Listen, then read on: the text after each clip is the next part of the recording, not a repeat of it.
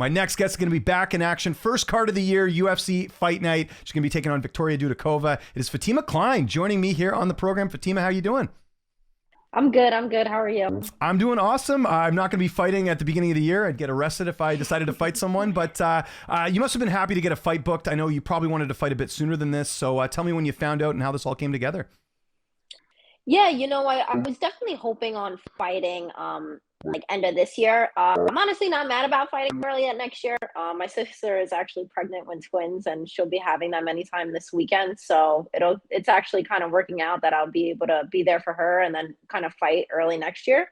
But I got the notice around maybe 4 or 5 weeks ago about so they gave me like the perfect time to start a camp right away, a full 8-week camp. So honestly, I really have no complaints. I'm super excited that I'm able to fight in my weight class and have a full fight camp this time. I'm super excited to prove myself once again. Obviously, you had the UFC debut. I know it was kind of tough circumstances. What did you take away the most from that fight that you're bringing into this one? The circumstances were definitely tough, but again, like I'm one of those people that I've never declined a fight, no matter the notice or anything. And that was my gateway in, I think that was God's plan for me. And, I just feel like I was almost respected more, even though I lost, because I stepped in with a ranked opponent up a weight class in Colorado. I mean, there's like a list of like things were all going against me. And yet I feel like I got so many people from the UFC privately messaged me and congratulated me and were super excited to see me in my next fight. So man, if I was able to do that on 10 days, I can't wait to do what I could do on 8 weeks. I got to know, because you obviously were with Aaron for UFC Edmonton. Jasmine was on that card too. Did you guys see each other? Did you talk to her at all? No, we didn't talk at all. I think it's a little weird right now, Yeah.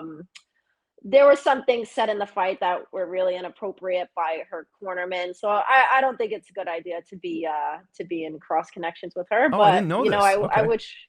Yeah. I didn't. I mean, I don't really care. I just think I think cornermen should talk to their fighter, and your coach should be talking to you. And then when that boundary gets crossed, then it makes a little bit of a weird situation. But I wish her the best of luck in her career, and if she ever wants to fight me on a full camp, she can come get it. Okay, interesting. I didn't know about that. So was that even like publicly known? Did you say anything about that? Because that's the first I'm hearing of it. Yeah, no, I didn't say anything about it because a loss is a loss, and I validly lost. But I think I think mutual respect should be between both cornermen and both fighters, and I think when that gets kind of mutilated in a sense, that I really do think that you're just doing bad to the sport. You're doing bad to yourself. You're making yourself look bad. And so it's just, it's one of those things where I kind of kept my mouth shut about it. And I was like, you know what?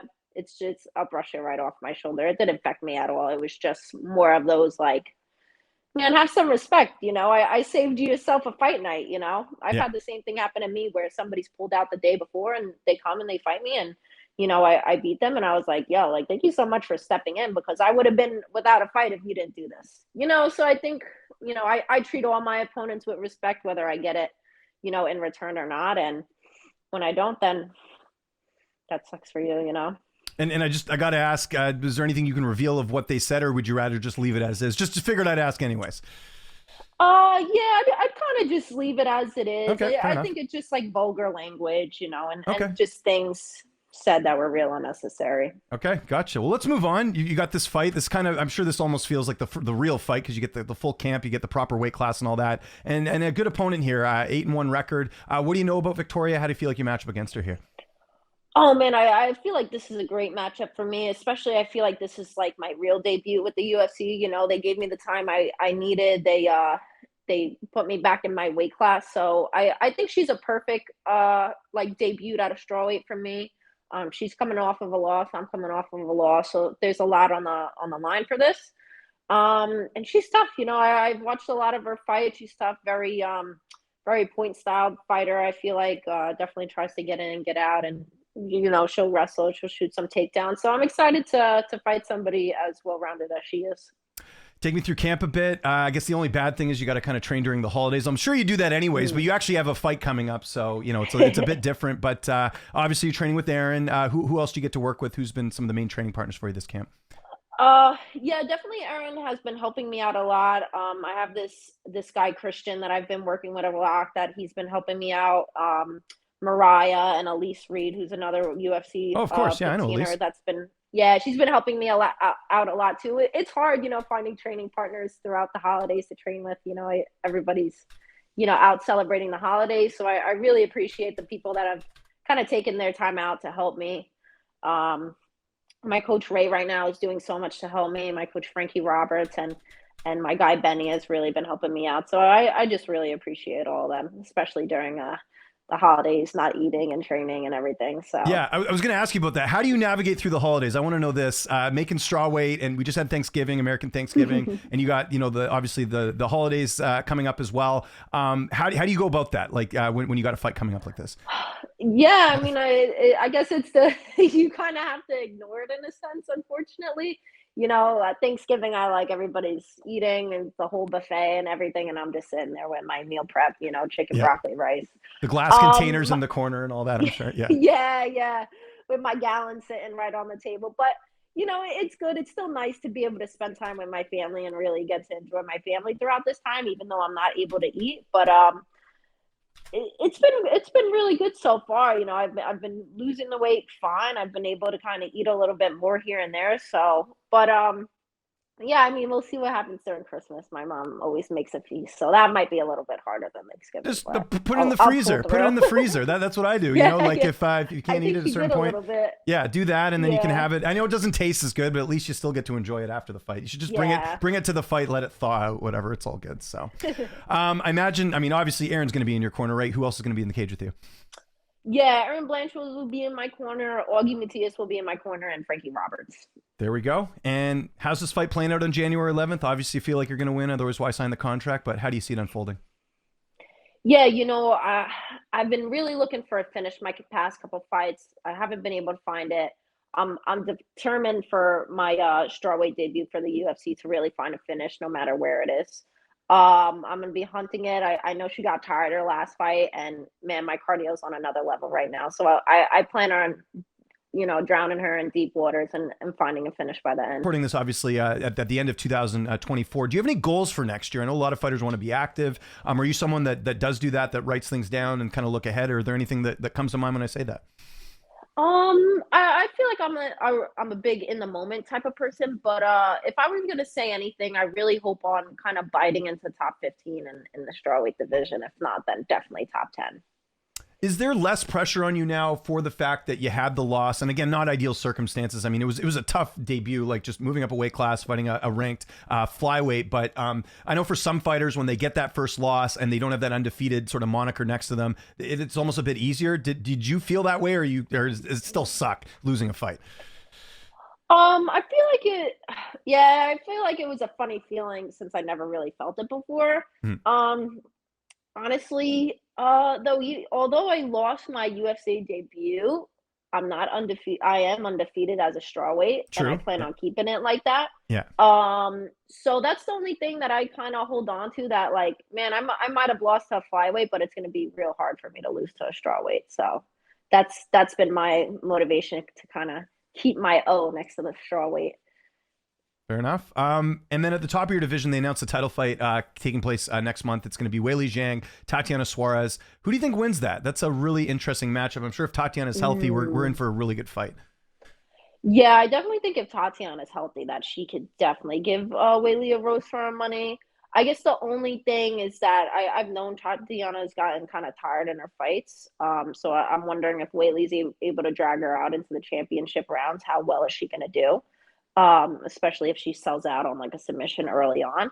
But I definitely can see her giving Weili a real hard time. I feel like she could pull it off though, for sure. I think Tatiana could do it. What about downtime? I know you're busy training. You got a lot of stuff going on. What do you like doing? You mentioned you shoot guns. What are some things you enjoy doing outside of MMA? What do you do when you're not training? Yeah, I definitely enjoy shooting guns. I live on like 40 acres of property in like real upstate Oh, New York, nice. so Okay. I get to really kind of enjoy the outdoors a little bit. And then I really just love spending time with my family and my friends and I'm a big church person, so I'm in church all the time, and Oh, I cool. love serving my community. So yeah, I feel like outside of fighting, I'm like a social butterfly. I love talking to people, you know. Yeah. So How much has your faith helped you in your fighting career in the sense that it keeps you grounded? You're pretty disciplined. Like, you know, I think we've lost a lot of that in today's society where people aren't really following anything. They're kind of just doing their own thing. It sounds like you're someone that's very much, you know, not reliant. I don't want to use that word, but just someone that really enjoys that and sort of uses it when things are tough. yeah, you know, I feel like my faith has been everything as in every single one of my fights. I feel like my faith has, you know, allowed me to, you know, find peace and even like the chaos, you know, getting that call in 10 days, I felt like my world just kind of like flipped. And you know, I put all my trust in Jesus. So I definitely feel like, you know, he keeps me grounded and you know, I pray all the time. I pray for the safety of my opponents and for the victory for me. And, you know, whatever his plan is, I know he's got a better plan than I do. And you mentioned shooting. Have you done any hunting before? Or is it just range shooting? No, I just do a lot of range shooting. My brother's a lot into hunting. I don't know. I don't think I could kill an animal. Fair enough. It's a little rough for me, but I totally support my brother in doing that. I'm more of like a range shooter, so. Yeah, and you know what? I was gonna guess that you had brothers, like, because that is kind of like a thing. I notice a lot of like women, if they have brothers in their family, that they're more inclined to do something like that because Yeah. they want to do what the family's doing, right? Like, I'm sure does your father Yeah. do it as well? Yeah. He'll help my brother out with hunting, but me and him, he'll do both. He'll do both. He likes both. Me, I just like he kills something and he'll tell me about it. I'm just like, it gets me a little worried. How long have you been doing that? I recently just got into it. I was able to get my permit in New York and in New Jersey like 2 years ago. So I've been getting into it more and more, but it's an expensive sport, so I haven't gotten too deep into it, you know. Yeah, fair enough. Well, maybe some fight money can help fund that. And of course, the next one coming up here, Totally. January 11th, it is a UFC Fight Night. Fatima, thanks so much for doing it. If there's anyone you want to thank, any sponsors, any social media you want to mention, I'll give you the last word. Yeah, I just want to thank God, especially first, and then just my family for always supporting me, my coaches, my teammates for always being there for me, especially during the holiday season, taking time out for me, and then just my friends that are out there that are always supporting me. And yeah, you can follow me on Instagram, Facebook, Twitter at Fatima_Kline.